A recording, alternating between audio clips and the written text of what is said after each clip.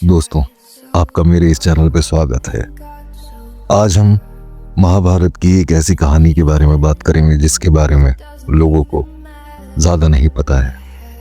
वह कहानी है कौरवों के स्वर्ग जाने की और पांडवों के नरक जाने की। महाभारत में पांडवों के नरक जाने और कौरवों के स्वर्ग प्राप्त करने की कहानी स्वर्गारोहण पर्व में मिलती है। यह कहानी धर्म और कर्म की जटिलताओं को समझाने का एक गहरा संदेश देती है। पांडवों का नरक जाना। महाभारत के युद्ध के बाद पांडवों ने हस्तिनापुर राज्य किया, लेकिन समय आने पर उन्होंने अपना राज्य त्याग कर स्वर्ग प्राप्ति के लिए हिमालय की ओर अंतिम यात्रा शुरू की।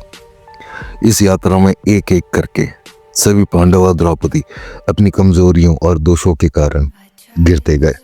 केवल युधिष्ठिर अपने धर्म के प्रतीक के रूप में अपने वफादार कुत्ते के साथ स्वर्ग के द्वार तक पहुंचे। स्वर्ग के द्वार पर युधिष्ठिर को एक परीक्षा का सामना करना पड़ा। जब उनसे कहा गया कि वह कुत्ते को छोड़कर अंदर जा सकते हैं, लेकिन युधिष्ठिर ने कुत्ते को छोड़ने से इनकार कर दिया, जिससे उनकी धर्मपरायणता सिद्ध हुई। इसके बाद उन्हें स्वर्ग में प्रवेश की अनुमति दी गई। स्वर्ग में प्रवेश करने पर युधिष्ठिर ने देखा कि कौरव स्वर्ग का आनंद ले रहे हैं, जबकि उनके भाई और द्रौपदी नरक में पीड़ा सह रहे हैं। यह देख युधिष्ठिर को गहरा धक्का लगा और उन्होंने इस अन्याय का कारण पूछा। कौरवों के स्वर्ग जाने और पांडवों के नरक जाने का कारण। कौरवों का स्वर्ग प्राप्त करना।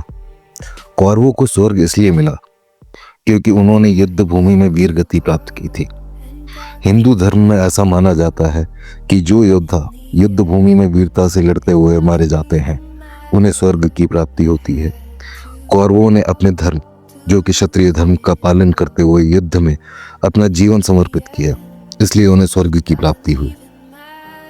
पांडवों का नरक जाना।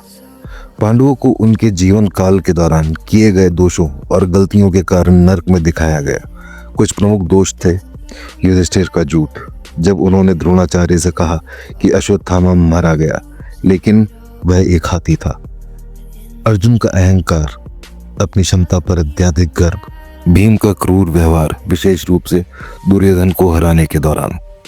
द्रौपदी का घमंड और दुर्योधन का अपमान, जैसे अंधे का पुत्र अंधा कहा जाना। लेकिन यह नरक भोगना केवल अस्थायी था, यह उनकी आत्मा को शुद्ध करने के लिए था। बाद में पांडवों और द्रौपदी को भी स्वर्ग में स्थान प्राप्त हुआ। कहानी का संदेश।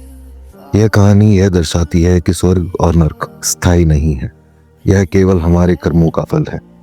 यहाँ तक कि धर्म के मार्ग पर चलने वाले लोग भी गलतियां कर सकते हैं और उनके परिणाम भुगत सकते हैं, लेकिन अंततः आत्मा का लक्ष्य मोक्ष प्राप्त करना है, जो स्वर्ग और नरक दोनों से परे है। धन्यवाद। आशा करता हूँ आपको यह कहानी पसंद आई होगी। अगर आपको यह कहानी पसंद आई है तो इसे लाइक करें, चैनल को सब्सक्राइब करें और अपने दोस्तों और परिवारजनों के साथ इसे शेयर करें। धन्यवाद।